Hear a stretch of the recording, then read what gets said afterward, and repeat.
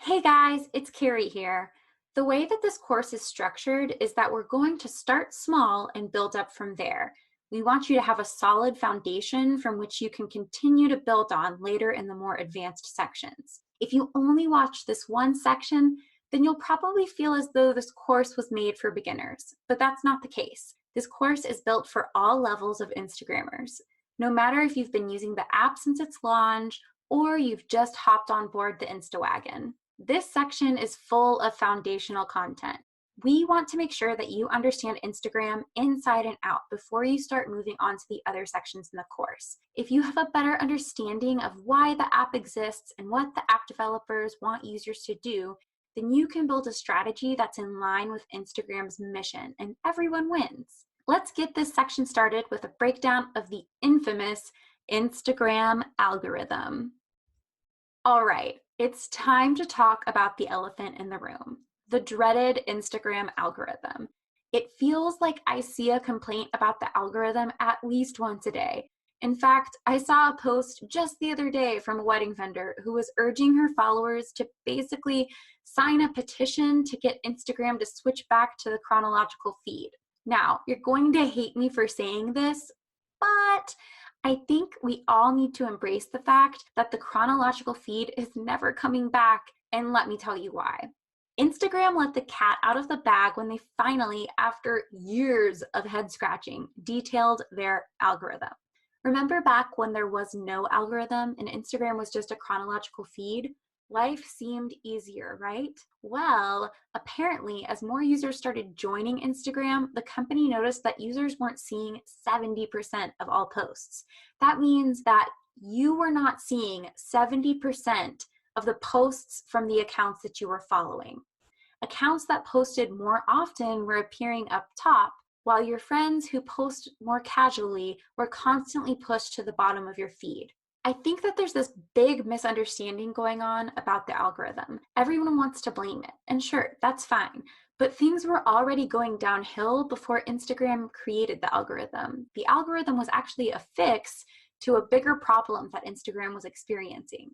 User counts were growing, and more posts were making Instagram a competitive landscape in a way that the app wasn't prepared for. The nostalgia you feel about the old Instagram is similar to people complaining about all of the new traffic in their city. Let's say that you've got a city that's been growing rapidly over the last couple of years. The infrastructure that previously worked for that city is no longer functioning because there are just too many drivers moving around town. And the town's infrastructure wasn't built to handle so many drivers. So the city government is having to figure out ways to maybe meter traffic by promoting remote work policies, or maybe they're building toll lanes. So that doesn't mean that the city isn't still a great place to live and that you can't thrive in that city. It's just that the roadways have gotten a little more competitive than they used to be. Are you getting where I'm going with this? The algorithm is Instagram's tolling fix to the insane growth in usership and post creation that the app has experienced over the years. Instagram is now home to over 1 billion users. An algorithm is actually necessary in order for posts to get seen at all in such a competitive landscape. So the next time you want to complain about the Instagram algorithm, imagine how awful it would be to actually go back to the way things were. Do you have time to scroll past thousands of posts chronologically?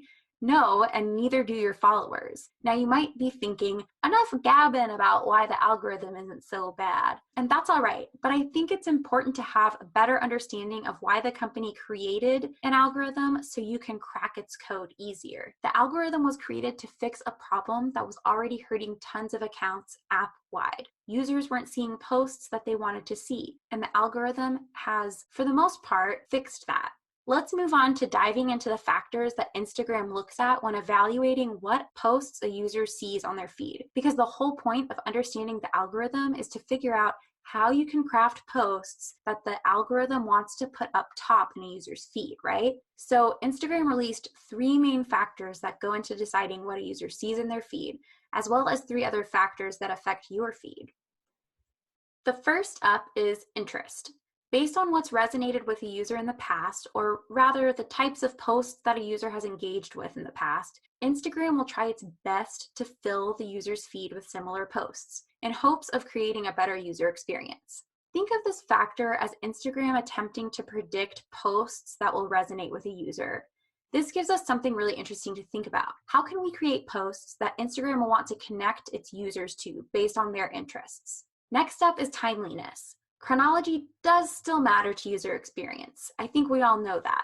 Instagram knows that users don't want to be shown posts from 5 weeks ago. So posts within the past couple of days are definitely prioritized. The third big algorithm factor is relationship. Kind of similar to the first factor, Instagram wants to make sure that the posts for accounts that a user has interacted with a ton in the past get shown more in their feed.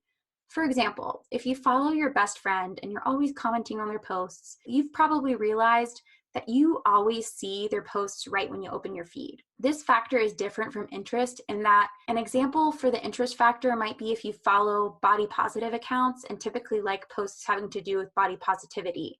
Instagram is going to highlight posts from other accounts that you follow having to do with body positivity. The relationship factor really has more to do with your engagement with specific accounts in the past, which is why engagement is so important on the app. The next three factors are less important than the first three, but definitely give us more insight into the algorithm. First up is frequency. Every user is different, and Instagram needs to accommodate users who use the app less frequently than users who get on the app every hour of the day. Users who use Instagram more are given a more chronological experience versus users who hop on the app once every few days. With the number of posts being shared, it would be difficult for the infrequent user to have a good experience if they were just looking at posts chronologically.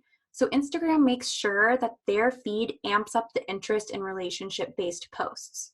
The next factor is the number of users you follow.